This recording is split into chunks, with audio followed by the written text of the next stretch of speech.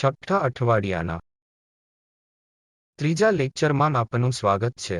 તેથી અત્યાર સુધી આપણે જોયું છે કે તમે એક જોડી સિસ્ટમ સાથે પ્રારંભ કરી શકો છો। દાખલા તરીકે કણોનો સંગ્રહ જે સ્ટ્રિંગ વડે એકસાથે બાંધવામાં આવ્યો હતો અને કણો એકબીજાથી સમાન અંતરે સ્થિત હતા અને આ કણો નજીક અને નજીક આવે તે લિમિટ લઈને, અથવા આપણે કહીએ છીએ કે તેમની વચ્ચેનું અંતર શૂન્ય તરફ વળે છે અને તે મર્યાદામાં આપણે એક ઓપરેશનલ ઇક્વેશન મેળવ્યું છે જેને વેવ ઇક્વેશન કહેવામાં આવે છે, અને આપણે ઓસિલેટિંગ સ્ટ્રિંગના નાના સેગમેન્ટને ધ્યાનમાં લઈને સમાન ઇક્વેશનને પુનઃપ્રાપ્ત કર્યું। તેથી ત્યાં કેટલીક સ્ટ્રિંગ છે જે કોઈપણ કારણસર ઓસિલેટ થઈ રહી છે, અને તમે સ્ટ્રિંગના નાના સેગમેન્ટને ધ્યાનમાં લો કે સ્ટ્રિંગના તે નાના સેગમેન્ટ પર કયા પ્રકારના દળો કાર્ય કરે છે, અને તેમાંથી આપણે ગતિનું ઇક્વેશન મેળવી શકીએ છીએ જેને કહેવાય છે વેવ ઇક્વેશન। અને મહત્વપૂર્ણ ઇનપુટ એ છે કે આપણે હજી પણ નાના એમ્પ્લિટ્યુડ ઓસિલેશન પર વિચાર કરી રહ્યા છીએ, તેથી આપણે નાના એમ્પ્લિટ્યુડ ઓસિલેશનને જોવાનું ચાલુ રાખીશું। પછી આપણે આગળ વધ્યા અને આ વેવ ઇક્વેશનના ઉકેલ તરફ જોયું। તેથી આપણે જોયું કે ભૌતિક રીતે તે વેવને અનુરૂપ છે જે કાં તો હકારાત્મક x દિશામાં અથવા નકારાત્મક x દિશામાં મુસાફરી કરે છે। તેથી આ બે સંભવિત પ્રકારના ઉકેલો છે કે જે વેવ ઇક્વેશન આખરે એક ડાયમેન્શન તરફ દોરી જશે। તેથી તેને પ્રગતિશીલ વેવ્સ કહેવામાં આવે છે, કારણ કે તેઓ ફક્ત એક દિશામાં પ્રચાર કરતા રહે છે। બીજી તરફ બીજો વર્ગ છે જે તમે આ પ્રગતિશીલ વેવ્સનો ઉપયોગ કરીને ઉત્પાદન કરી શકો છો। ધારો કે તમે અંતમાં બાઉન્ડ્રી મૂકો છો જેથી તમે જે વેવ ઉત્પન્ન કર્યું હોય તે અનંત સુધી છટકી ન શકે, પરંતુ અમુક રિજિડ વોલમાંથી પ્રતિબિંબિત થવું પડશે। તમે બે દિવાલો વચ્ચે સ્ટ્રિંગ બાંધીને આ સરળતાથી કરી શકો છો, અને ડિસ્ટર્બન્સ વચ્ચે ક્યાંક એક સ્મોલ ડિસ્ટર્બન્સ ઊભી કરી શકો છો। તે જશે અને દિવાલ પર સ્પષ્ટપણે અથડાશે। આના જેવી સ્મોલ ડિસ્ટર્બન્સ ભારે દિવાલમાં પ્રવેશી શકશે નહીં, તેથી તે પ્રતિબિંબિત થશે, અને ટૂંક સમયમાં તમે જોશો કે જેને સામાન્ય રીતે સ્ટેન્ડિંગ વેવ્સ કહેવામાં આવે છે તેને ફક્ત સ્થાયી કહેવામાં આવે છે, કારણ કે જ્યારે તમે તેને તેના ફેઝની દૃષ્ટિએ જુઓ છો ત્યારે એવું લાગશે કે વેવ્સ ખરેખર હલનચલન કરી રહ્યા નથી। તેથી તમારે સ્થાયી વેવ્સ બનાવવા માટે જે જરૂરી છે તે એક પરિમાણમાં બે છેડે આ બે સીમાઓ છે, જેથી પ્રતિબિંબિત કમ્પોનન્ટ અને વેવના આવતા કમ્પોનન્ટ એકસાથે મળીને અંતે સ્ટેન્ડિંગ વેવ પેટર્ન તરફ દોરી શકે। આજના લેક્ચરમાં આપણે સ્ટેન્ડિંગ વેવ પેટર્ન જોઈશું, અથવા સ્ટેન્ડિંગ વેવ છે એમ કહેવાનો અર્થ શું છે।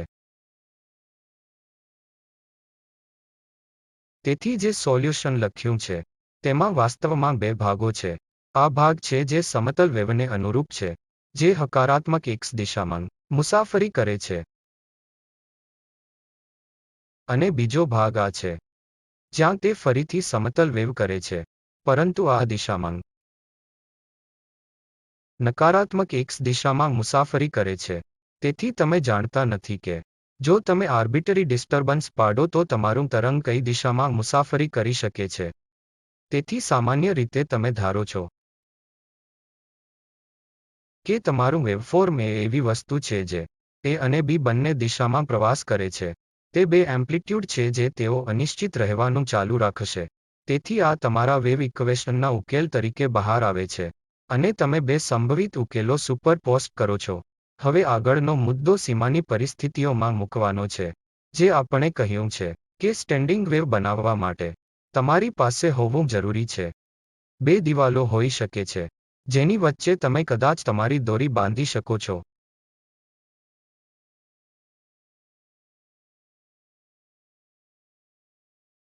અને ડિસ્ટર્બન્સ ઊભી કરી શકો છો। બીજા શબ્દોમાં કહીએ તો આ વિચારને વ્યક્ત કરવાની એક રીત એ છે કે અલબત્ત સ્ટ્રિંગ એ તમારું માધ્યમ છે જેમાં વેવ મુસાફરી કરે છે, અને આ સમયે ચાલો આ x અક્ષને x બરાબર 0 અને x બરાબર l કહીએ. ત્યાં માધ્યમમાં ફેરફાર થાય છે. તેથી જે સ્ટ્રિંગ હતી તે હવે અચાનક સખત દિવાલ બની રહી છે. જેથી તે એક કેસ x બરાબર l અને x0 સમાન છે. તેથી જેનો અર્થ છે કે જો તમે તમારી સ્ટ્રિંગને આ બે સ્થાનો પર બાંધો છો તો સામાન્ય સીમા શરતો લાગુ થશે, જે એક નિવેદન હશે કે x0 ની બરાબર પર તમારું y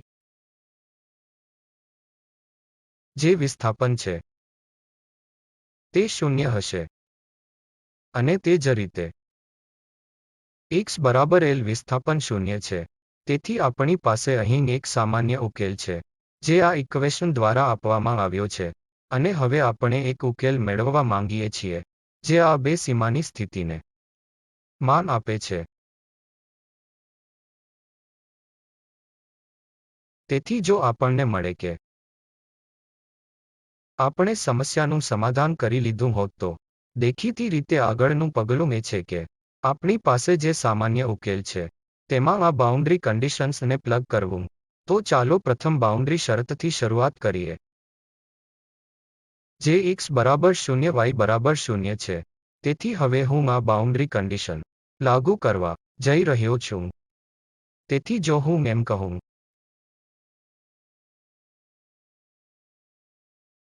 કે x બરાબર 0 y બરાબર 0 તો મને નીચે મુજબ મળશે. તેથી 0 બરાબર a પાવરમાં i ઓમેગા t વત્તા b power i omega t જે e પાવરમાં વત્તા b તરીકે લખી શકાય. i ઓમેગા t અને આ માટે 0 બરાબર છે તે 1 વત્તા b છે જે 0 પર જવાનું છે કારણ કે ઓમેગા અને ટીના તમામ આર્બિટરી મૂલ્યો માટે e power i omega t સમાનરૂપે 0 ની બરાબર નથી. જેનો અર્થ છે કે આ ઇક્વેશન સૂચવે છે કે a વત્તા b 0 ની બરાબર છે, જે સૂચવે છે કે a માઇનસ b ની બરાબર છે. તેથી બે એમ્પ્લિટ્યુડ લેફ્ટ ગોઈંગ વેવનું એમ્પ્લિટ્યુડ અને રાઇટ ગોઈંગ વેવનું એમ્પ્લિટ્યુડ મેગ્નિટ્યુડમાં સમાન છે. પરંતુ ચિહ્નોમાં વિરુદ્ધ છે. તે ખૂબ આશ્ચર્યજનક ન હોવું જોઈએ કારણ કે તે અમને એટલું જ કહે છે કે જો તમારી પાસે કોઈ વેવ છે જે રાઇટ એન્ડ જઈ રહી છે અને જમણી બાજુએ સખત સીમા છે, જેનો અર્થ છે કે તમારી પાસે દિવાલ જેવું કંઈક છે અને તે પ્રતિબિંબિત થશે. પ્રતિબિંબ પર પાઈના ફેઝમાં ફેરફાર થાય છે. તેથી આ આવશ્યકપણે તે હકીકતનું પ્રતિબિંબ છે, જેનો અર્થ છે કે હવે આપણે આ સ્થિતિને આપણા ઉકેલમાં સમાવી શકીએ છીએ. અલબત્ત આ ફરીથી લખી શકાય છે. મારે અહીં મૂકવું જોઈએ આને નીચેની રીતે સરળ બનાવી શકાય છે. a પાવરમાં i ઓમેગા t e પાવરમાં માઇનસ i કે x minus e power i કે x. હવે આગળનું પગલું કંઈક અંશે સ્પષ્ટ છે. આપણે તેને 2i વડે ભાગી શકીએ અને 2i વડે ગુણાકાર કરી શકીએ. અને જો તમે એમ કરો તો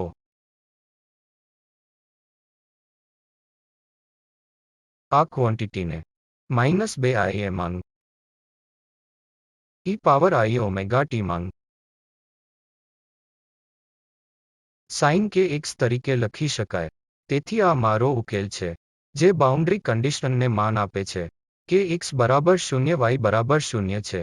અને તે અહીં સ્પષ્ટપણે બહાર આવે છે કારણ કે જો હું આ ઇક્વેશનમાં x બરાબર 0 મૂકીશ તો y ખરેખર 0 ની બરાબર છે કારણ કે સાઇન કે x બરાબર થશે તે કિસ્સામાં 0. હવે આપણી પાસે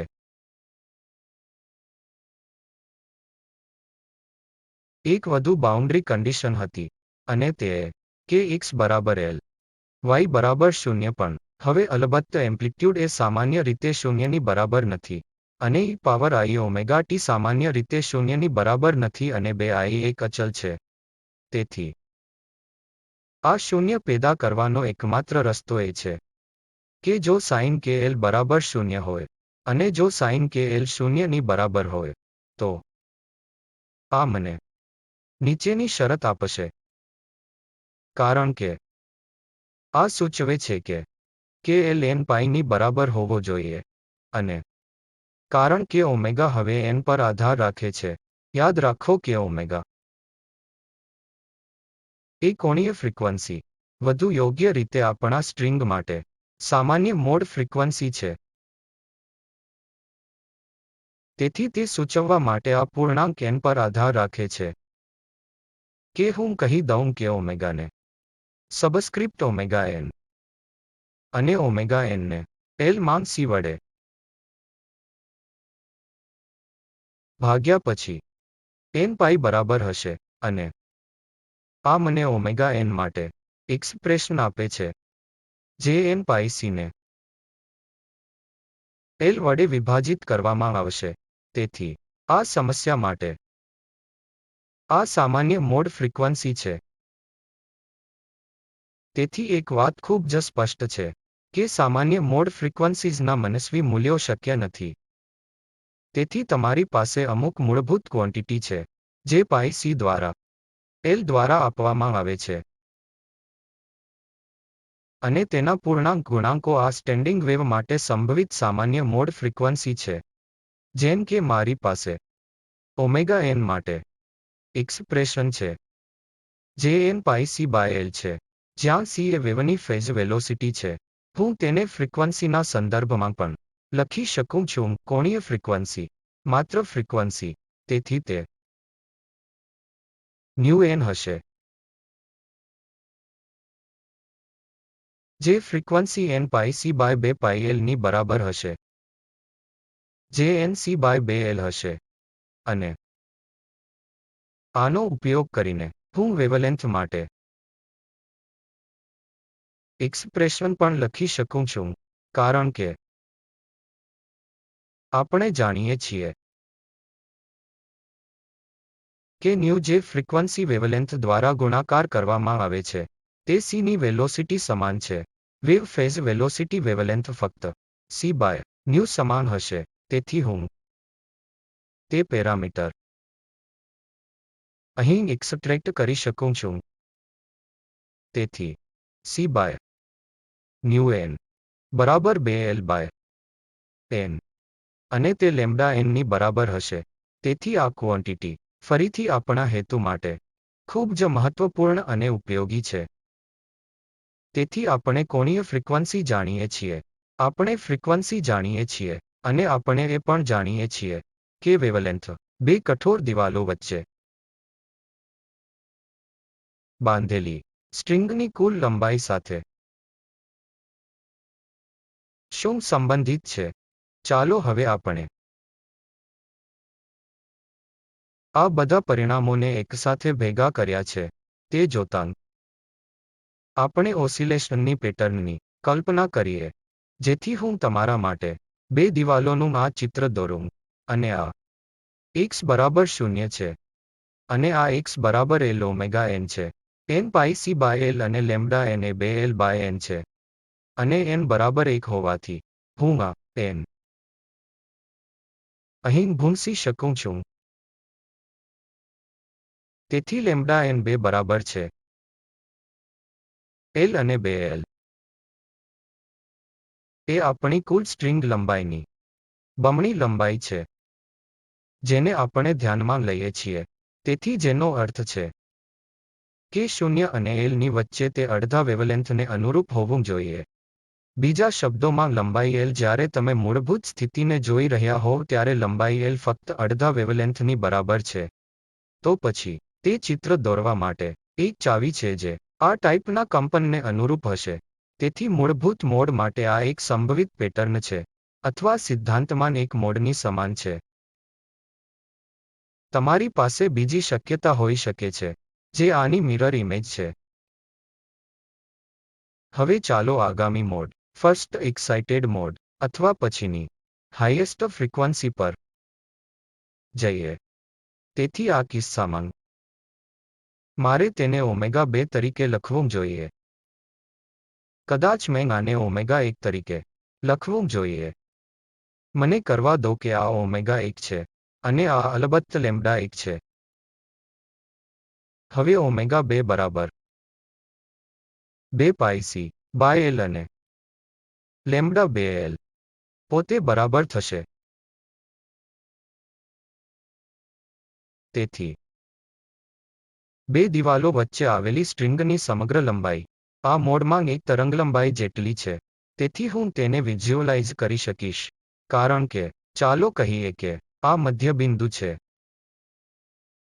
તેવી જ રીતે હું n બરાબર 3 માટે પણ કરી શકું છું.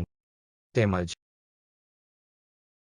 અહીં ઓમેગા 3 બરાબર 3 પાઈ સી બાય એલ અને લેમ્બડા 3 બરાબર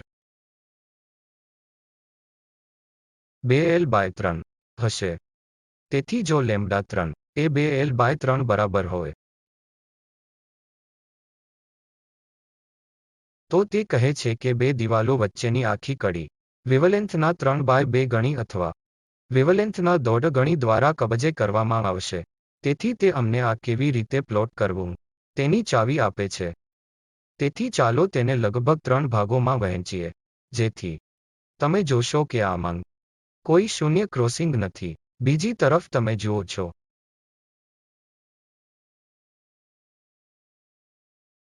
કે અહીં એક શૂન્ય ક્રોસિંગ છે જે આ બિંદુ છે અને અહીં n બરાબર 3 ના કિસ્સામાં બે શૂન્ય ક્રોસિંગ છે.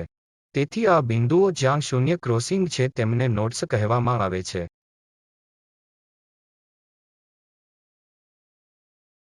અને આ બિંદુઓ જ્યાં આની સાથે એમ્પ્લિટ્યુડ મહત્તમ છે, તેથી આને એન્ટી નોડ્સ કહેવામાં આવશે. તેથી તમે જોઈ શકો છો કે વૃદ્ધિ છે કે તમારા વિશેષ મોડમાં n અને નોડ્સની સંખ્યા વચ્ચે ખૂબ જ સ્પષ્ટ સંબંધ છે. અને તમે તે પણ જોશો. મેં જે પણ 1, 2 અને 3 કેસમાં n બરાબર દોર્યું છે, તે તમામ કેસોમાં x બરાબર 0 અને x બરાબર l y એ 0 બરાબર છે, જે આપણે માંગેલી બાઉન્ડ્રી કંડિશન છે અને આપણે જે ઉકેલો મેળવી રહ્યા છીએ તેનો ચોક્કસ આદર કરીએ છીએ. બંધારણીય શરતો, બાઉન્ડ્રી કંડિશન. હવે આપણે આખરી ઉકેલ લખી શકીએ છીએ. તેથી મેં અગાઉ જે મેળવ્યું હતું તે લખી દીધું છે કે xt નો y એ -2i ગણો એમ્પ્લિટ્યુડ એ માં e power i omega t માં sin કે x બરાબર છે. હવે ચાલો આને વધુ સ્પષ્ટ સ્વરૂપમાં લખીએ. તેથી હવે મારું સોલ્યુશન મને કહેશે કે હું nth નોર્મલ મોડ માટે સોલ્યુશન લખી રહ્યો છું. તેથી x અલ્પવિરામ t નો yn લખી રહ્યો છું. તેથી n અહીં એક પૂર્ણાંક છે જે સામાન્ય મોડને ઇન્ડેક્સ કરશે. તેથી આમાં a એ એમ્પ્લિટ્યુડ છે જે ફક્ત પ્રારંભિક સ્થિતિ પરથી જ નક્કી કરી શકાય છે. ઓમેગા n સામાન્ય મોડ ફ્રીક્વન્સીમાન છે. આ સ્ટેન્ડિંગ વેવ સમસ્યા માટે સંપૂર્ણ ઉકેલ પૂરો પાડે છે. તેથી જો તમે તેના વિશે સાવચેત રહો છો, તો તમે જોશો કે એમ્પ્લિટ્યુડમાં i છે અને તે અભિવ્યક્ત કરવા લાગે છે કે તેમાં કોઈ કાલ્પનિક ભાગ છે, પરંતુ તે e power i omega t ટર્મના તબક્કા તરીકે શોષી શકાય છે. તેથી તે ખરેખર કોઈ સમસ્યા નથી. તેથી જો તમે વાસ્તવમાં સ્ટેન્ડિંગ વેવના ચોક્કસ કેસને જોશો જ્યાં તમે કેટલીક પ્રારંભિક પરિસ્થિતિઓમાં મૂકો છો, તો આ બધું ઉકેલાઈ જશે.